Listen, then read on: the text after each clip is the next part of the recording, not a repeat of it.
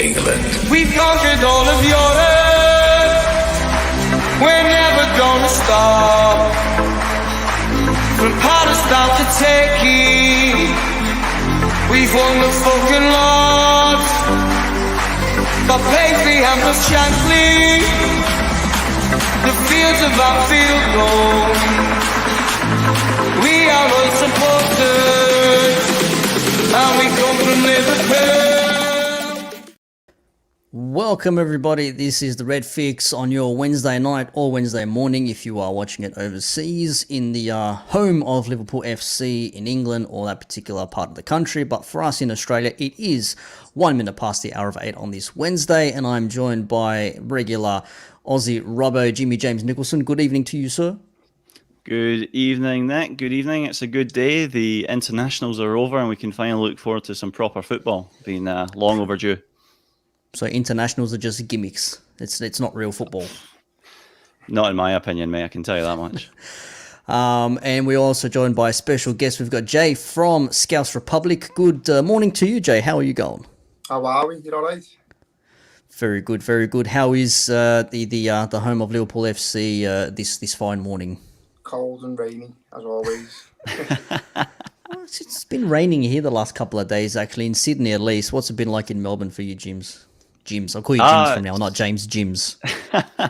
Just making it up as you go along, mate. Mate, pretty much the same. It's that's what Melbourne's like. It's just a tropical London, to be honest. But yeah, we'll be all right. We'll get there. London. I like that. A tropical London.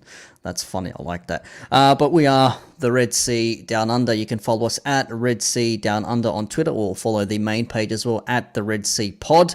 Of course, big shout out to the crew such as James, aka Tiger's father. We've got Southern Scouser, Statman Steve. We've also got a couple of others on there as well. The whole shebang. And of course, shout out to our crew who are not with us this evening, who don't do the show. This is our show, so we're going to do it our way.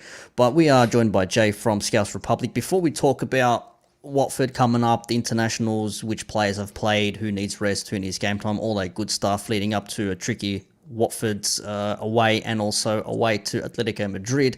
Let's have a chat with Jay first up. Jay, give us an introduction to Scouse Republic, which you are a local business selling Liverpool-inspired clobber. Tell us a little bit about that. Basically, I started off with my mates last year and done really well. We started off under another name, but just not compatible as business mates. We've gone our separate ways, so I've started Scouse Republic from that. So I'm going to hopefully come out the ashes of his business now and make this a success. So I'm going to take a few of my designs I've already created along with me to my new website. A lot of them are about the city of Liverpool. Your European away day essentials, stuff like that. So you'll get to see different trainees, different bags on t-shirts. So I'm looking forward to it. Got loads in the pipeline. I'd tread on the edge of some things. Some people don't like to upset certain individuals, i.e. Tories, and I don't care. I'll release what I want. If it upsets them, it upsets them. I'm not bothered. This is for Scousers and people who love the city of Liverpool. And that's all I'm about. I'm not bothered of upsetting anyone. And you'll see that in my designs coming soon. That's fair. And so it's only been around for a year. So do you guys do specifically stuff from other brands and sporting apparel, or you do your own designs? Did I get that correctly? So we create our designs from scratch. Where I was the designer for them. So I've as I said, took a few designs with me, but we do. For instance, we've got our own North Face type top, and we've changed it to North Place with the lava bird in, stuff like that. But we have got our own designs from scratch as well that are not copying anything. Brilliant. That's good. Awesome. That's good. I'll have to try to suss this out. Now, you guys have a website or anything like that, or you're physically like in store? So it's a website. It's going to be scouserepublic.com, and it's going to go live on Friday at 6 o'clock in the evening. And are you shipping internationally at all? We do. We've already, so far with the other business, we've shipped Singapore, Australia, Canada, New York, everywhere. Been everywhere. All right. Looks like that's why it's so hard for me at the moment, because we've already established the other business. And that's a great business. That's Scouse Power 19, and Alan's still going to run that. So anyone who wants to head over there, they can. But I'll be on Scouse Republic now with my designs and doing it my way. Fantastic. Well, it looks like I'm going to have to open up the bank account again for this one here and get some more some Liverpool inspired gear, because you never say no to a nice custom design related to our beloved Reds. And I think we're going to be in for a good one here. Shout out to Jericho, who's joined in. Hello to you. Good morning, evening, afternoon. As I said, myself, James, and Jay from Scouse Republic here for this one. Now, I'll go to this view here because I think it's nice that we can have all three of us in a nice sequential side on screen. Okay, so we've had some internationals over the last few days, shall we say, and I know, James, we were speaking just off air about Scotland. You guys left it late. Robert played a whole 90 minutes. Van Dijk as well played and scored a goal the other day. Got himself a nice cross and an assist, which didn't actually be given a goal. It was ruled off, so that was nice. Minamino caused some devastation to the Aussies as Japan beat Australia 2-1 and ended the perfect qualification run. If you ask me, the Australians are a bit overrated, but that's me talking anyways. But what have you found from the squad? Because Henderson came off the bench at Wembley against Hungary, got himself 15 odd minutes. Tsimikas, Keita, and Bradley, all their teams ended up losing. Connor Bradley, that is. So, James, what do you reckon? Did the players who needed to play the 90 minutes, have they maybe been a little bit exhausted for their games coming up against Watford? I think that's the biggest concern at the moment, isn't it? Because you kind of get to this point of the season and you think this is what the second or the third round of internationals that we've had already. And when do these players actually get a break so that they can sort of recharge, recover, recuperate, and then get ready for what's going to come? Because it's not just, one game a week that we're playing. There's the Champions League. There's obviously the EFL Cup that's coming into play, things like that as well. So these are big, heavy competitive games that these players are going to have to do. And then on top of that, they're also representing their country. Now, as much as I was up at 5 a.m. to watch the Scotland game and I was screaming when we scored that last minute winner, I'm not the biggest proponent of international football. I have nothing against people wanting to represent their country. I think that's fantastic. But I think the amount of international football that is getting played nowadays is just ridiculous. And, the introduction of the Nations League and the talk about this World Cup every 2 years, and even the Euros being every second year as well, potentially to feed onto that. It's absolutely insane. And Courtois from Belgium actually said it on air. He actually said it's actually just purely a money-making scheme for the elite. That's it. Simple as that. And the players are just being treated like cattle fodder and just being prodded along, and that's it. But coming back to Liverpool and obviously the weekend, we've got a huge game coming up against Watford. A couple of interesting challenges. First off, we're going to Vicarage Road. We've got a bit of a patchy record there. We've had some good wins there. We've had some absolutely horror defeats as well. But we're also coming up against a brand new manager at the helm as well, in Claudio Ranieri, and that just always seems to play into the narrative for Liverpool. I don't know why it seems to happen, but always turns out that we get to play the brand new manager in the first game, or we play the team just after they've sacked the manager. So it's a challenge that we have to face. It would be much nicer to have a lot of the players rested and have the time to come back to the country, rest, recuperate, and be ready for that challenge. Andy Robertson and Tsimikas both, I think, played a full 90 minutes and an intense 90 minutes at that as well. Also, Jordan Henderson coming off the bench, and quite a few of the other players also playing good minutes as well. Sometimes it's good for that consistent performance to continue playing for the momentum, things like that. But when you've got these players traveling 10, 12, 14 hours across 2-3 continents, it does put a little bit of the fear in me when we go towards this weekend. Well, we already know that Alisson and Fabinho won't be playing. I'm not sure what the situation is on Firmino. I don't know if it's all the Brazilians in the team or not. But speaking of goalkeepers playing, Kelleher did play a whole 90 minutes, and Republic of Ireland beat Qatar 4-0 in a friendly. So that's not too bad. I mean, I guess he's got himself some minutes under the belt. But Jay, I'll ask you this question now.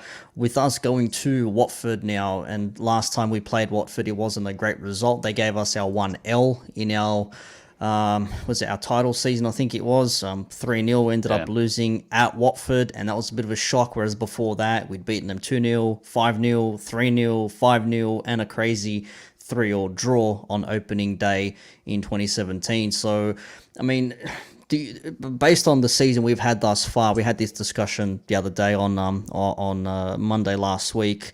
Wednesday last week, sorry, season thus far, second in the league. I mean, are you surprised that we're second in the league, or you expect us to be there or thereabouts? I expect us to be there. I think if you look at our squad, you look at what we done last year, we finished third with no team. We had half a squad, and here we are. We've got our players fit, and even now, still some are injured, and we're second, and we could be higher up. We deserve to beat Man City based on that second half performance. So we could be top of the league, and I wouldn't be surprised if we stayed there or thereabouts all season. I think on Watford, our fans hold a grudge. So anyone who beats us, because it doesn't happen often, we're like, oh, this could be a dodgy game, this. And they beat us once in about 4 years, is it, or something? So I think we've battered them more times than we've struggled. So it's going to be hard. It's going to be fiery. The Vicar Road's going to be bouncing, and the new manager and the players will be up for it. But we've just got to play our way, and we should tear them apart. We should. I mean, granted that we've got a much better squad than them. They've had a bit of a patchy start to their season as well. I mean, they're sitting in 15th at the moment. Their last 6 games, they've had 4 losses, a win and a draw, whereas we've had 3 apiece of draws and wins. And we know Liverpool and draws go hand in hand together, because when we have draws more often than losses, we end up missing out by a couple of points on something. So we cannot afford any slip-ups when we go to Watford. But the new manager bounce and all that stuff as well, I mean, that does play a part, because like Jimmy said, we either play a team where that results in the manager being sacked, or we play a team that's just appointed a new manager. Like there's no break for us. It's one extreme or the other. But because we're going to be missing some key players, I mean, do you, Jay, think that might maybe give a bit of a chance, a bit of an extra spring in the steps of the Watford players, thinking, well, no Alisson, no Fabinho, are we going to be thinking that maybe we're in with a chance here? I think tactically in the dressing room, yeah, that's what they'll be talking about. That'll be on the walls in the dressing room, that we've lost certain players, but you replace Fabinho, put Milner centre defensive mid, and we've got a decent backup keeper in Callagher. Just don't let them shoot, and we should be all right. But it's one of them going forward into the games. Let's go at them, because they haven't got Fabinho, who's one of the best defensive mids in the world, and they haven't got the best keeper, so they might be saying shoot from afar, whatever. But no, our squad without them should be capable of doing most teams in the Premier League, and I think we need to realise that, and hopefully it doesn't come to bite me on the arse next week. But I think we just have too much for them. It's interesting that Jericho says we just need to watch for Sarr, and of course, Ismaila Sarr absolutely did us over season before. It was last season before, whenever it was, when we played them there and they beat us 3-0. It just wasn't our day. But I mean, would someone like that thinking, okay, well, there's no Fabinho in the middle of the pitch, Henderson might play, or maybe even a James Milner. Good news is, though, Trent Alexander-Arnold is back in training, so we don't have to think that Milner's going to play right back, because Trent was pictured in training sessions, and he's looking decent, he's looking okay, he's ready to rock and roll. Firmino's in training, so obviously he didn't play with the Brazilian team, so we might have him in the squad there. But for the other guys coming back, I mean, if Henderson played an international, I mean, do you think we'll have Henderson running around the pitch alongside a Naby Keita and I don't know, Curtis Jones apparently had a knock as well, so there's another question mark in the midfield. Is this when we see Chamberlain step onto the pitch, maybe, James? Yeah, that's the real big question right now, is that midfield. We spoke a few weeks ago, and I remember we brought up the discussion around, are we at a midfield crisis yet? And we said we weren't, and we said it'd be fine, and here we are now. And obviously Thiago's on his way back, but is he 100% fit yet? Probably not. Probably not the right time to throw him in the mix. Curtis Jones is potentially taking a knock. Naby Keita, you just don't know with Naby Keita. That's probably the most frustrating thing about Naby Keita. He's a £60 million player, and every week it's unknown if he's going to be fit or not. I think it was George actually put something out there on the socials around Alex Oxlade-Chamberlain, and this is his moment and this is his opportunity and everything like that. The reality is, though, it really has to be now, and if it's not now, then real big questions will start to get asked, because we all know how good Alex Oxlade-Chamberlain can be, but I think we've always just been, and even Arsenal fans have said it in the past, I think we're just waiting for that moment where he really gets that opportunity in that purple patch. But it's got to happen at some point, and it can't just keep lingering on and waiting for maybe it's the next one that he gets, if he can show the form that we all know that he can do when he's taking those blistering runs 20-30 yards and going at defenders, brilliant. That is going to be exactly what we need when we come up against this Watford side. The obviously losing players like Fabinho is a big issue for us. I agree with Jay. James Milner's the kind of player you can throw in there and you know he can do a shift, you know he can do a job. We've seen what he's done at right back, and I'll put my hand on my heart and say I was quite nervous seeing James Milner at right back, but I think he's done a fantastic job there as well. I think he continually proves that he can still do it even at his age and at this level.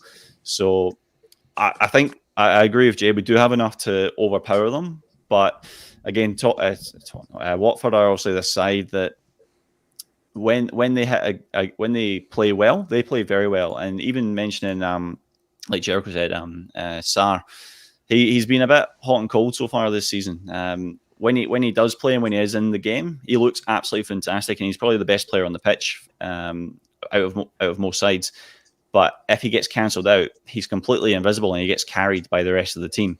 So it's how do we counter that threat, and how do we make sure that we actually stop him from being a threat to us? If we can do that, then I feel Watford are almost nullified. Jericho says he might need to play 4-2-3-1 this week. I mean, granted, if we don't have the midfield personnel for him, Klopp might need to readjust with Linders and say, okay, well, this is what we need to do. We need to reassess the situation. Jay, is the formation going to play a part in this? Does it matter who we put into this gap? For we know, the back four will probably be the back four that we know, unless Robertson has a rest and Tsimikas maybe plays, depending on the intensity that Robbo's been under. But you probably say Van Dijk will be back. If not, we've got Konate ready to go. Matip, he seems to be okay. And Trent's back. So midfield, Henderson and Keita. I mean, is that a midfield we want to be playing if we're playing in a two in the midfield? I spoke on our podcast with Jay the other day. And I was saying, I don't see the big worry about our midfield. And then he named the midfielders, and I was like, well, at the moment, we haven't got any. So we were laughing about that. I try and be positive, and he just brings me down a peg. And I'm like, oh, first off, we've got to go on. 4-2-3-1, it can work both ways. You can have two sitting midfielders, but then you've effectively got four attacking players who aren't going to help back much. So you could end up with less midfielders than you would have if you played the 4-3-3, which I think in our team would happen. You've got four attacking players. None of them really are going to be up and down all game like wingers. So I think you'd have to stick to 4-3-3, and you just need the most defensive two players you can get. Someone who's going to bust the guts. I think Oxlade will work his ass off for us. He's a bit more physical than Naby. I don't think he's strong enough. So you're looking probably, if Curtis Jones in there, I'd be saying Milner, Jones and Henderson in a 4-3-3. My other thing is the way people have a go at Naby Keita and say he's never fit. Thiago's the exact same, and he doesn't get questioned. He doesn't play football for us often, not often enough for the ability he's got. So we need to get him fit, and we need to wrap him in cotton wool for a few more weeks when he's back, and then see how he goes. But he's another questionable one for me, because he's never in the squad, and it's getting a bit annoying now, because we could do with him. 100%. It is going to be a thing with the midfield, because we always know our midfield is what used to win us the games. We've mentioned the loss of Wijnaldum, thinking like Elliot can be that player. Elliot's injured. Okay, arise Curtis Jones. Curtis Jones is in. Bang, he's got a knock. So now we're thinking, okay, no Thiago to dictate the play. Wijnaldum's gone, who was a big part of our midfield, which everyone acknowledges. there was so much that he did where it was just consistently there, plugging along, no issues whatsoever. And now we're like, man, we could really use the Wijnaldum in this game, and we don't have one. So that, like you said, with the 4-2-3-1, attacking players, not a problem. Defensively, though, when it comes to the midfield, that's when you're going to have a bit of an issue there, unless you can try and maybe jig that 3 and the 1 up front into like a pseudo diamond or something, and have that middle player dropping back. If Firmino plays, for example, if Jota might play striker, or Salah, for example, but we'll see what happens in that instance there. But I mean, it's not going to be an easy game. I don't think we're going to go there and expect an easy game. I mean, we might win, but that's not to say Watford aren't going to give us some dramas, because Ranieri would have been with them for at least a couple of weeks. He would have sat with them. They would have done some training drills and gone through, this is what you do good, this is what you do bad, blah, blah, blah, blah. And now it's just going to be a test, really, to see whether they have it. A lot of people have said Watford aren't really going to survive the Premier League this season, no matter what manager comes in. But, I mean, we'll see what happens in that instance there. But Jimmy, just to taper off from Watford, I mean, are we expecting any major surprises when we take to the pitch? Most of us are expecting what's going to come, to be honest. It's more just, how is it going to look? What's that actual setup going to be like? It's quite funny that you mentioned Thiago before, Jay, because you're absolutely right. And we've actually said it as well on a few of our shows. We think when Thiago plays, he's probably one of the best players on the pitch. But unfortunately, he's only playing 2 or 3 games a month because he has to sit out a few other matches. And that's real frustrating. And we're losing Gini Wijnaldum in the summer. We sort of done the same as what we did last year when we sold Dejan Lovren, and we didn't replace him. We sold Gini Wijnaldum. We haven't really replaced him, and here we are. And we're sort of not at slim pickings, but we're sort of really trying to completely move things around. And when you get that inconsistency, that affects your play on the pitch, because your midfield dictates everything, But I think when we do go to Watford, I think we'll be fine. I think it's just going to be a case of, we're probably going to see Oxlade-Chamberlain step up again. We're probably going to see Naby Keita potentially get reintroduced at some point as well. And that's fine.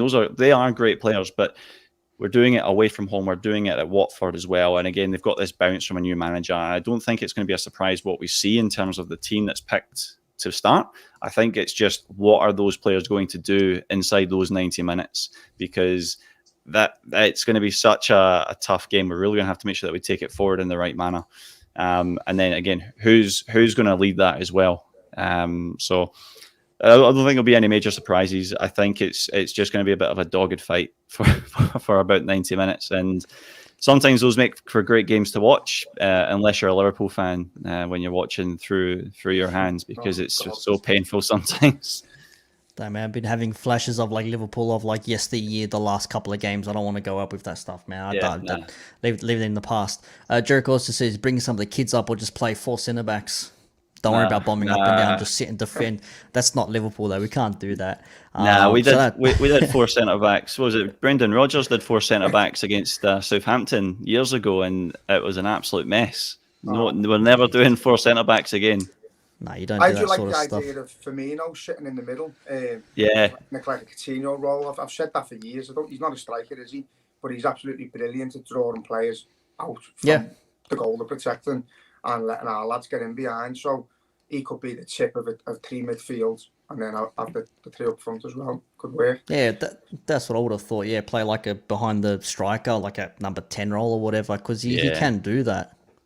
I don't know. Just thinking there as well, just obviously with all the international games that's been played, everything like that, obviously you think Firmino's been training, he hasn't been on international duty, but obviously Jota's taken a knock, so he's a doubt. Mo Salah's played both games, 90 minutes, as far as I can work out. Same with Sadio Mane. Do we think that we're going to see Divock Origi start at the weekend? I wouldn't mind it, to be honest with you. I think sometimes you need that presence. He's like the maddest. He's like the Joker. He's got 2 personalities. He's either all in or he's all out. He can be bothered or he can't.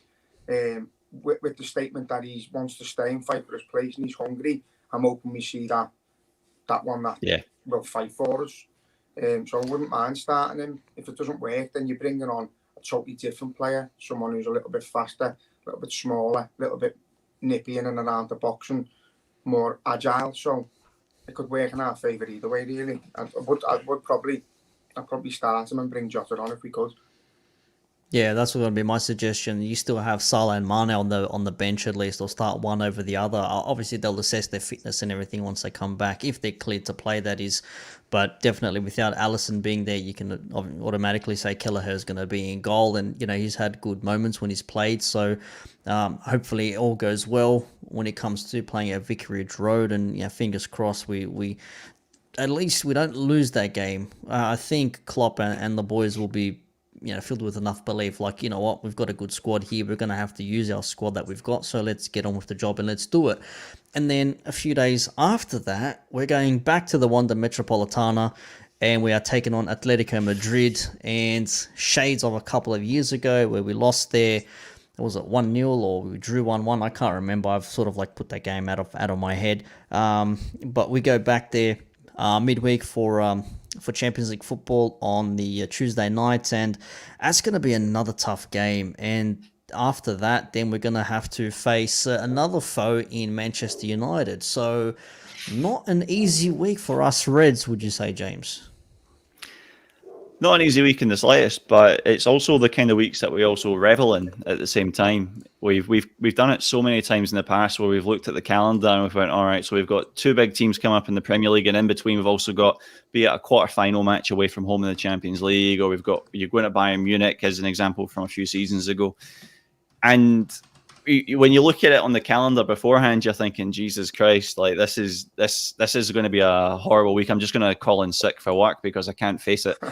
And then you get to the end of the week and you've won all your games, and it's been probably the best performances that we've had all season. So it's interesting. There's the nerves that sit with it, because Atletico Madrid, we discussed it before, they're a real hard team to break down.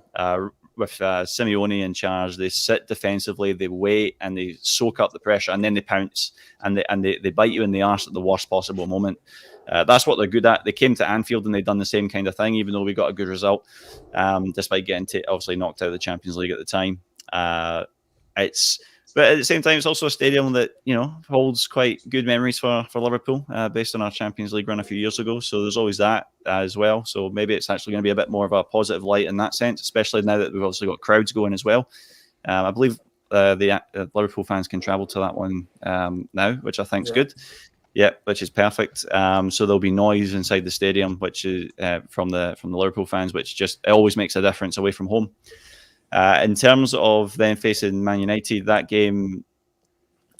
games are just always, you never know what's going to come up. I know Man United have got this star-studded squad, and everyone's starting to talk about what they can potentially do this season. I think there's actually a time bomb waiting to go off over there. To be honest, I think there's a clash of egos. I think bring Cristiano Ronaldo in on £500,000 a week at the age that he's at, and I think that's going to cause. I think it probably already has caused a couple of fractures within the dressing room already, and I think that's something that's going to continue. We've seen the attitude that he's had in one or two games where he's lost he's lost the rag and off he goes, things like that, or he doesn't start. Those are their issues, and that's going to affect them. We don't see those kind of things from Liverpool, and that's what makes us proud to be Liverpool fans as well. So that is going to be a tough game. There's no doubt about that. There's still a side full of quality players, but if you watch how they play football, it's dire. It's worse than watching Scotland play. I can guarantee you that. And Scotland are absolutely dire to watch at the best of times. So I feel confident. It's like a quiet confidence that going to Madrid. I'm a little bit. I'll take a draw quite happily from Madrid, but I feel like we can take Manchester, and I think we can take 3 points there. Jay, going to Atletico Madrid, going back there again, obviously we won the Champions League, but we went there since, and obviously we got beaten 1-0, come back, and Alisson didn't play that game. We had Adrian in goal, and we ended up losing 3-2, and we go out on away goals after extra time, and it's a bad night for everyone, and that was the last time we saw European football for, a good year or something like that, until we kicked it back off again. The fans going away now. look, Suarez is now at Atletico Madrid. He was at Barca at the time, I think, and then he went there in the last season. So, if I'm not getting that wrong, I'm not 100% sure. But, I mean, Suarez, okay, he's got history, scored against us playing for Barca in the Champions League. Everyone knows we come back, and it was one of the greatest games under Klopp, greatest games Liverpool have ever played, 4-0 comeback and whatever. Yeah. Obviously, we're not playing comebacks at the moment. We still need to go to Atletico and get a result first up.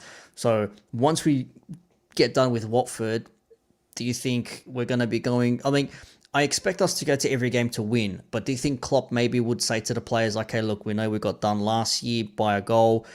If they're going to sit tight, we need to be smarter than just attacking them non-stop. Like, what's your take on the game when we go to Atletico? For Klopp, it's difficult because you in the back of your mind, you're looking at Man United. I think all of us would rather trash Man United and draw at Atletico. So quite happily go there, reserved, play them at their own game, don't overexert too much energy, and just pass it round. And even if you let them have the ball and don't chase shadows, just potter. Playing half decent side, I think we're strong enough to beat them. But then you mentioned players like Luis Suarez who can just turn it on and destroy you. So we wouldn't want to go there and we're a weakened team or a group of kids and get embarrassed. But for me, you've got to be looking at Man United at the next weekend and keeping your players, because they will run you ragged. They'll make you work hard. They'll hate you. They'll go in hard. So I just don't think it's worth the risk. I think we're going to comfortably qualify from that group. So we've just got to sort of get rid of it. Do what we need to do on the midweek game and go to Man United. You see, the thing is going there, like you make a good point. I think if you ask Liverpool fans now, okay, you can draw against one and thrash the other, which one would you pick? I'd give me 1 point at Atletico and let me just pump Man United. Every Liverpool fan would say that. Obviously, that's a whole week and a half away at the moment, so there's a lot of football to be played since then, plus players to come back from knocks and all that sort of stuff. So there could be a whole different dynamic when it comes to playing United. But obviously, I mean, surely Klopp will be thinking, okay, we've got certain players back. I assume Alisson and Fabinho will be back for that game. I think they'll be cleared, or do they still have to do their quarantine, whatever nonsense that is? Not sure. It was quite funny. It's not funny, to be honest. It's a bit of a pain in the arse, but it's like a weekly update from most countries within the EU, where the rules are changing depending on where the people are coming from.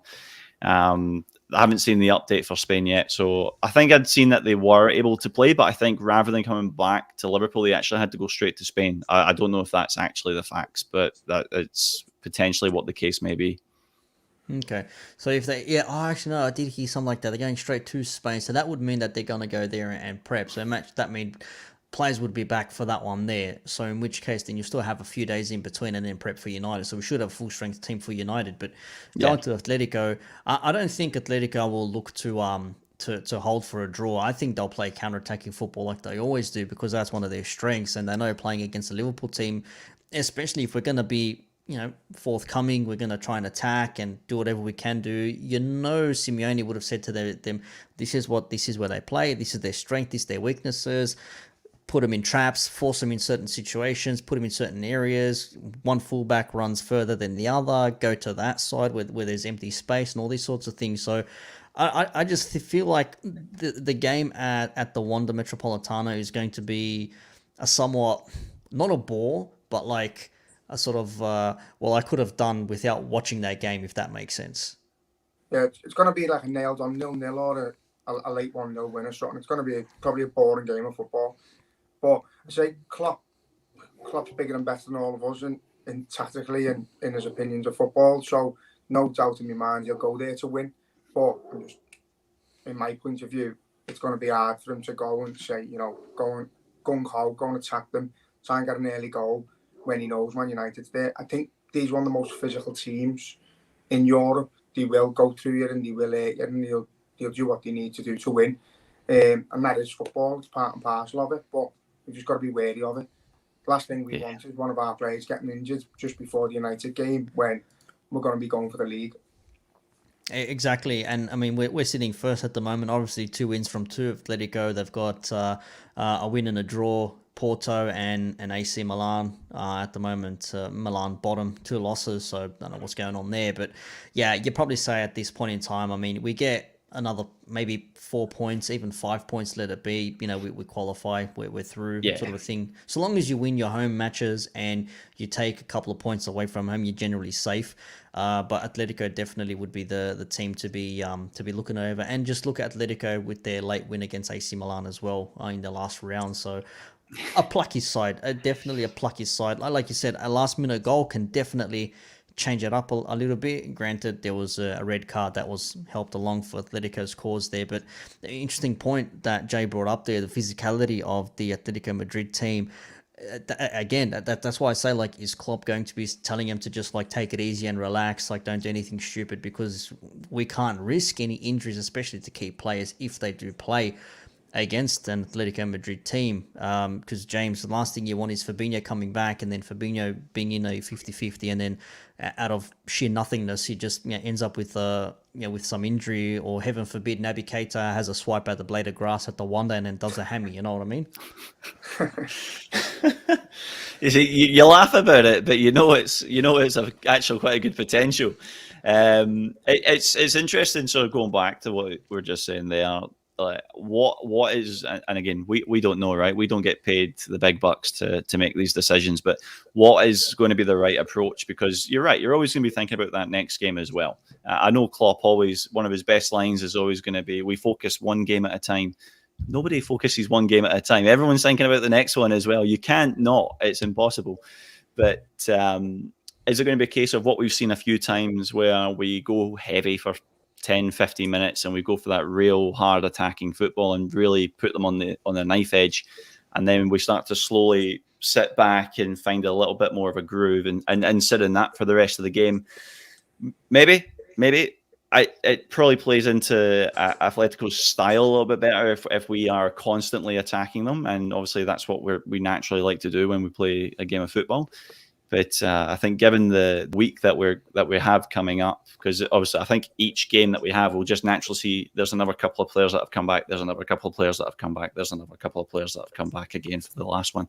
So I think it's just going to be a slow. I think it's going to be a slow build up to a full fit side by the time we get to Manchester. I just think when we go to play Atletico, what I would like to see is we go hard for that first 15, 20 minutes. We get that early goal, sort of like what we did against AC Milan. Obviously, we should have been 2-0 up if Mo Salah hadn't wasted the penalty. But if we can do something like that, put them on the knife edge for the first 15, 20 minutes, and then we just sit solid for the rest of the game, I think that plays well into what we can do going forward. I don't think Atletico would want to be the ones that have actually got control of the match and are trying to think how they're going to attack instead of pouncing on the break. Interesting here. Jericho puts a comment for us, says, has Konate played CDM before? That's an interesting question, because he's a player we bought with big dollars from Leipzig in the off-season. Potentially, we actually thought him being maybe a partner to Virgil van Dijk, but Matip has been more than capable of partnering Van Dijk and solidifying that defence unless we went away to Brentford and we copped a few goals there. Could we maybe see Konate maybe shifting somewhere else, Jay? Do you think there's another place for him to play in his squad, or is he just potentially centre-back? Because Fabinho went centre-back for almost half a season, if not 3/4 of a season, in which case we were lacking in the middle of the pitch. Could we see a defender step forward a little bit and maybe play that defensive role from midfield, like Konate? I hope not. I'm sick of swapping roles. I don't want to see centre-mids playing centre-back and centre-back playing centre-mid. Yeah. I'm done with all that. To be fair to Jericho, Konate, he's very good going forward. He's better with his feet than his head. So it is potential there, but wouldn't like to see it. I was about to say, with Atletico, play Konate centre half and give Matip his rest. Hopefully Origi plays against Watford and has a blinder and merits starting against Atletico. You throw your James Milners in there and your Andy Robos, who run through a brick wall, and give them, the players who can handle the physicality of a game like that. That's not a game for your Oxlades and your Naby Keitas, because they go off on stretches. So we just need to play our strongest side and our most physical side. And it may not be the most talented side we've got, but they've come some for us before. So I'm confident whatever Klopp decides will be enough. Yeah. I mean, the next couple of games, I think a lot of Liverpool fans would have probably seen it. I thought, okay, new manager, Watford, okay, yeah, maybe I'll wait to Atletico. Okay, there's potentially a draw there. If not, a scrappy 1-0 to either side. But I can't help. I know we're so far away, James. I know we're going to discuss this on the next REDFIX, and there's going to be plenty of games pods to talk about it because it's a big game. But let's talk about United just for a bit here, just to touch back on what Jay said and what you said when it comes to the squad and sort of like the things that they got going on there, because now they're under a bit of an injury cloud because Maguire's out for a couple of weeks, and now so is Rafael Varane, and that was their main centre-back pairing. So now for Manchester United, leading up to our game next weekend, Ole Gunnar Solskjaer is now thinking, okay, how the hell am I going to put this, get this team through? Because going forward, they can score goals, but they've also conceded a lot of goals, and arguably they should have lost more games than they have drawn or potentially even won. Is this now going to be a real test for Ole and Manchester United in lead up to us, because they don't want to lose any ground, because they're sitting in a decent position at the moment. They're in fourth place. They're a couple of points off here and there. They can't afford to be losing any more points. They can't afford to be leaking goals as well. If they want to remain challengers for a top 4 spot, they can't let anything get away from them.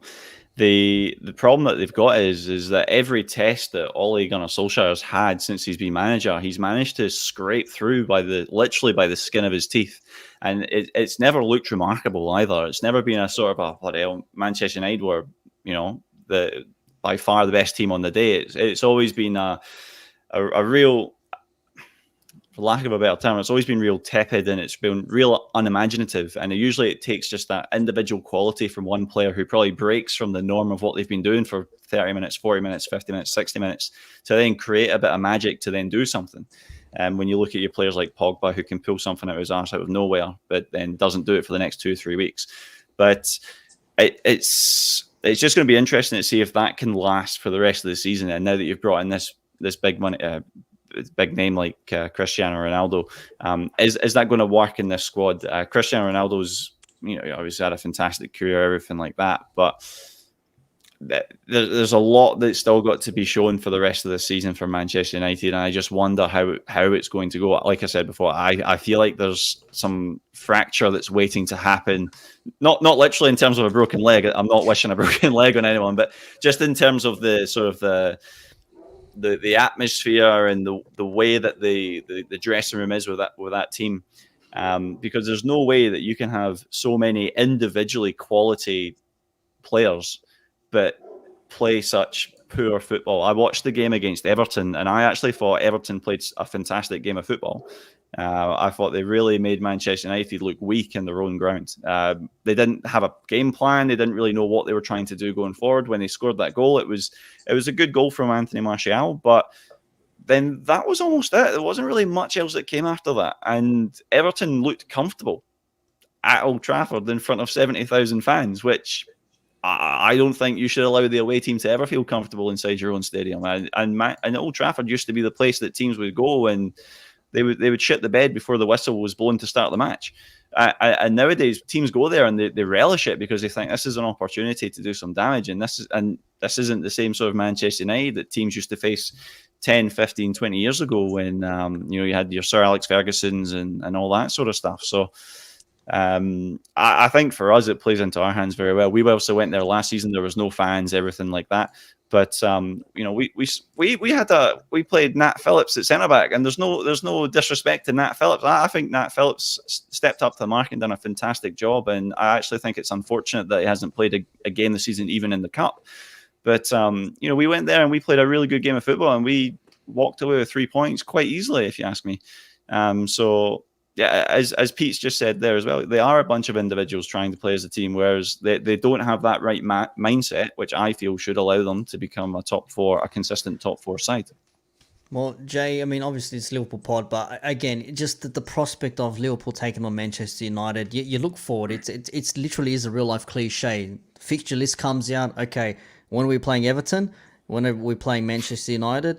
And now maybe to another extent, it's like, when are we playing Man City? You know what I mean? So And they've got United have got big games coming up. They got Leicester this weekend. I don't think that's going to be easy without their main two defensive players. So they're probably going to have to rely on like Lindelof and Bailly, or maybe what's his name, Jones maybe comes back into the fray if he's not injured. I don't actually know the situation with Jones. Jesus. I don't actually know. But then Forgot about then they got Atalanta in the Champions League. Then they got us in the Premier League. Then the week after that, they got Tottenham. Then they got away to Atalanta. Then they got the Man City, the Manchester derby. And that's all in the space of like 2 to 3 weeks. So, man, we talk about United not dropping points. We really can't afford to drop points either, because if we're on strength to strength, then that'll just keep us going forward. And then that should get us through the line, at least, keep momentum on first place, surely. Yeah, we thought we had problems. Feel sorry for them now. Tell you what, honestly, we've just got to keep building. It's a common trend with Liverpool though. Every time we're there or thereabouts and another team drops points, we tend to drop points alongside them, and it's happened for years. They're definitely going to drop points in the league over the coming weeks. As Peter said before, Man United are a group of individuals. They remind me of Man City when they first got all the money and they just bought individual players and they didn't know how to put them together. That's what they're like at the moment. They're getting bailed out with bits of luck, refereeing decisions, etc. And the grind and wins. But because it's common to say Fergie time, and that's how Ferguson would have won, he's getting away with it. It's like he's building what he wants. He played in, and he's not. He couldn't be further away from it. They're absolutely terrible, but they are getting points. So we've just got to make a statement against Man United. We've got to take points. Obviously, we take the points, they lose them, and then they're going to Tottenham and Man City. Tottenham at the moment are a mad team. They can turn up and they can look a shadow of a football team. And I think Man City rolled them. So you could be talking a few weeks' time. We could be top or second, and they could be literally nearly out of it. It's one of them, that this is what football's like, and you've got to take your chances and throw the knockout punch when the time's right. Yeah, well, like Jericho said, Manchester will be the easiest game out of our next 3 games. I mean, if he's talking about all comps, that's Watford, Atletico Madrid, and Manchester United. I mean, if you're saying that's going to be the easiest of the games, I mean, what does that tell you about the Manchester United team we're facing? They can have great players, don't get me wrong. They're still missing something in that defensive midfield. Fred is not like that at all. What do they call that combination? McFred, McTominay and Fred. They call it McFred, you know what I mean? Like, is that really a defensive midfield partnership to get you through? Because they play a 4-2-3-1, and they'll normally play with Fred and McTominay, and then I'll play with like Bruno, Greenwood, and like a Rashford or a Sancho on the wings, whatever, and Ronaldo up front. And Ronaldo has to adapt his game. He can't be playing cutting in off the wings anymore. He's got to play that striker role. But then you're taking the position of someone else who could probably benefit from that role. Like you're saying, 36-year-old comes in, okay, Ronaldo, all hail, all that sort of stuff, we get it. But from a club point of view, when you've got talent on the bench sitting there, Jadon Sancho, 80 million, 90 million, it hasn't really had the impact that we probably thought he would. I mean, look at even Donny van de Beek. A couple of years ago, he was like touted as like a Ballon d'Or contender, and now he's like resorted to being on the bench, like storming off and unhappy. Like, I feel sorry for players like that. Even when they come to Liverpool, like Minamino, for example, you bought Minamino, he's got talent, oozing, but you just don't see it, and it frustrates you. And when you see players from other teams as well, it's like, do these managers know what they've got sitting on that bench? Like, do they actually know what they've got and what they're holding there? Sometimes it's like, I'm just going to stick to my favorites and that's that. I don't care about playing anyone else. I mean, am I making sense here, or am I just absolutely Yeah. No, I get what you're saying. I think it comes down to the man management as well. I think we've heard Jurgen Klopp come out many times and talk about how great, like your example, Taki Minamino is. He say he looks fantastic in training, and so everyone gets this excited that, we're going to see Taki at this weekend, and, we'd love to see him come off the bench at the 50, 60 minute and have an impact on the game. And we rarely do. Obviously, he played against Norwich in the League Cup. He came on against Porto in the Champions League as well. But that's it so far. And you know that he wants to go out there and he wants to make an impact. He just hasn't had the consistent opportunities to do that. Players like Donny van de Beek, obviously there was all sorts being made about him when he signed for Manchester United, everything like that. I think it genuinely comes down to the type of manager and how they can actually manage players. And I don't think Ollie is. I don't think he's actually got the. I don't think he's got the mental strength to be able to manage a squad like that with the egos in that room. I just don't think he can do it. And I think he probably succumbs to the pressure. He picks the same type of players week in, week out, unless obviously injuries dictate his hand a little bit. And that's why Donny van de Beek sits there on the bench. And again, that contributes to this atmosphere that's created in that place. And more power to them to continue doing it, because it just is great to watch from afar. It really is. But you think about the players that have come and gone from Liverpool, and even some of the players that are still here.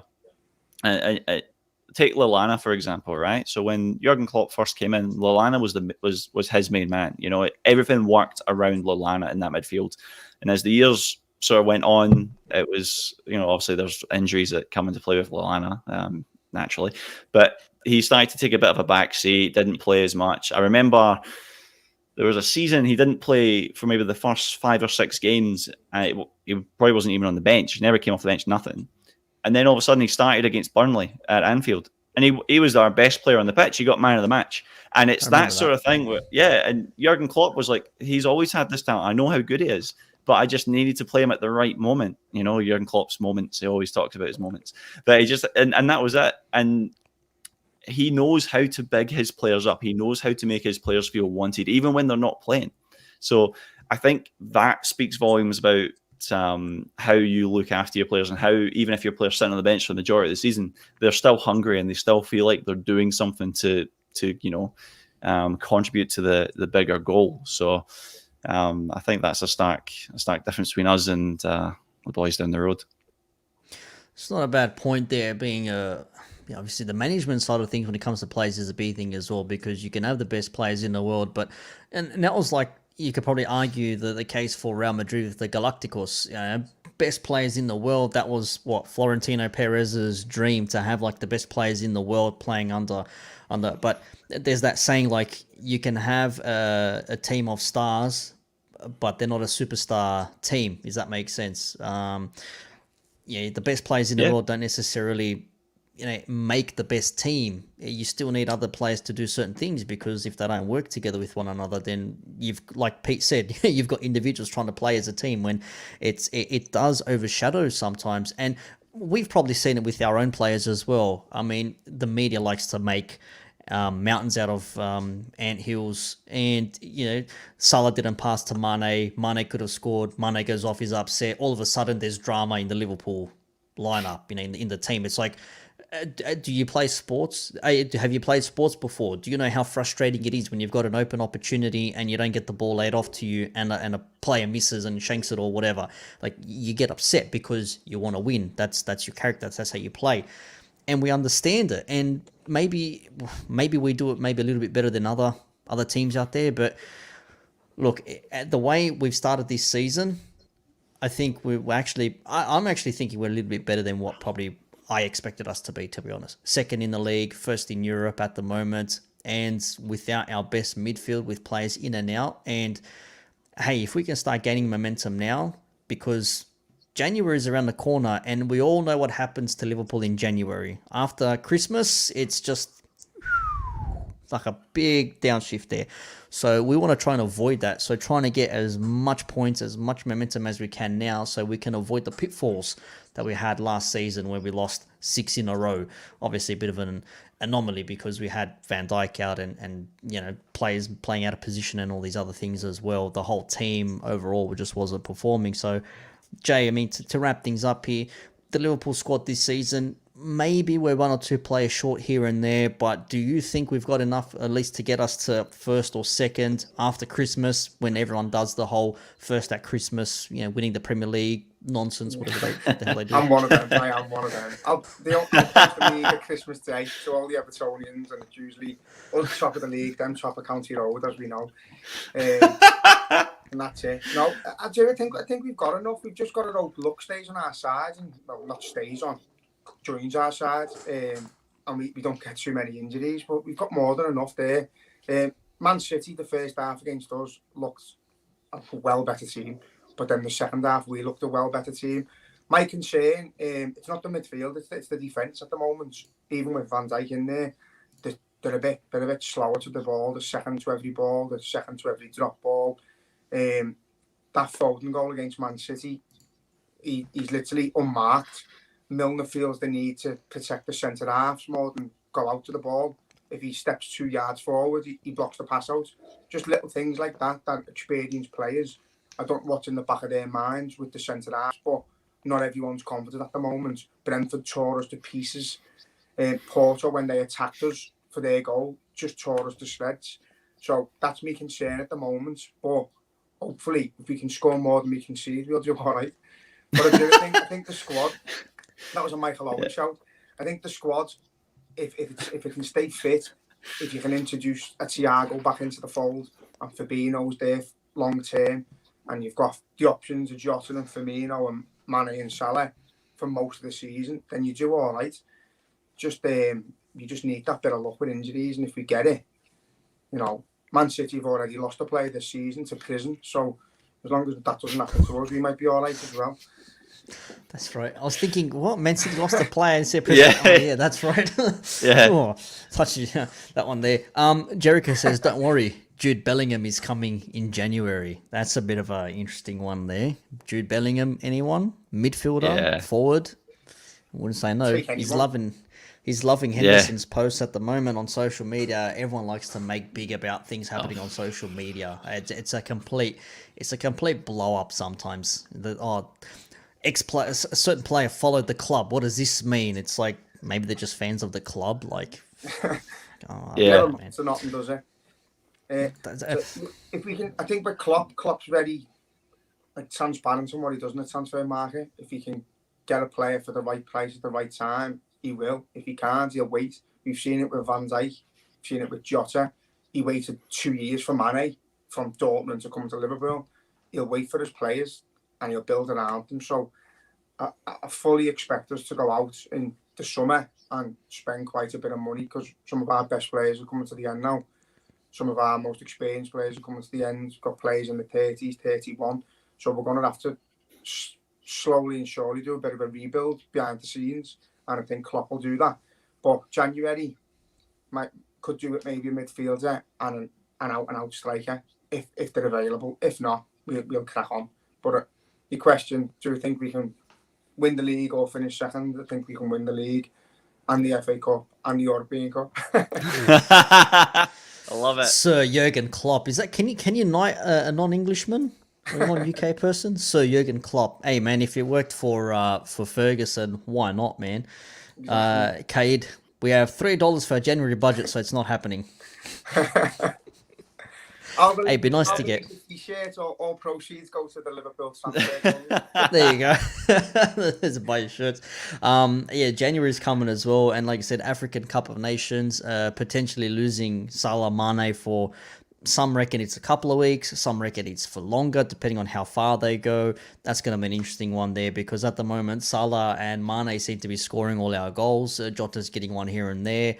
We're going to need someone stepping up for the for the goals come January, February. So fingers crossed we're not that reliant, shall we say, on these two players here. But I think we'll start wrapping things up on this REDFIX. So once again, Jay from Scouts Republic, and once again, where can they follow the stuff and more information once again about the store again, Jay? So it's an online store, obviously run by me. You can follow us on Twitter at Scouts Republic, Instagram Scouts Republic _ and Facebook Scouts Republic. The website will be live Friday 6 o'clock. All the designs and new designs will be available on there to buy, men's, women's and children's, and that'll be live Friday 6 o'clock in the evening. Fantastic. I look forward to seeing some designs, because I don't mind wearing a nice design myself. So if you see a delivery to Sydney, I'm probably going to be one of mine here in any case. So all is well. This is one of them that I've worked on. Basically, Tommy Lawrence, his son messaged me asking would I be available to put a top with his dad on for him. So looked through a few of the designs that I could do. I was going to do one individual to Tommy Lawrence, but then I thought, why not have Tommy and Clem overlooking all the younger lads in the middle? So that is the goalkeepers union top. That's brilliant. You've got That's nice. You've got Ranieri, Dudek, Allison, and Grobler. That's my opinion on the best goalkeepers we've ever had. I've been brought up with stories of Tommy Lawrence and Clem and all them. Elijah Scott never made it, unfortunately, because I could only fit 6 on. But he might be getting his own one day. A special Brilliant. one. We'll wrap things up. Jimmy, once again, thank you very much for joining me for the REDFIX. Thank you, my friend. Obviously, we have football to enjoy once again. Premier League is back this week and some big matches. What we've got, as I said, we're taking on Watford. Going to be a tricky one away to Vicarage Road. We should have enough to win. Obviously, no Allison and no Fabinho, so the goalkeeper, Kelleher, midfield, well, that's going to be a toss of a coin or a mixed bag. We'll see what happens there, but it's going to be interesting. And then away to Atletico Madrid at the Wanda Metropolitana on Tuesday evening for us. So once again, thanks to Jay for joining us. Thank you, Jimmy. This has been the REDFIX for the Red Sea Down Under care of the Red Sea podcast. Till the next time, see you later.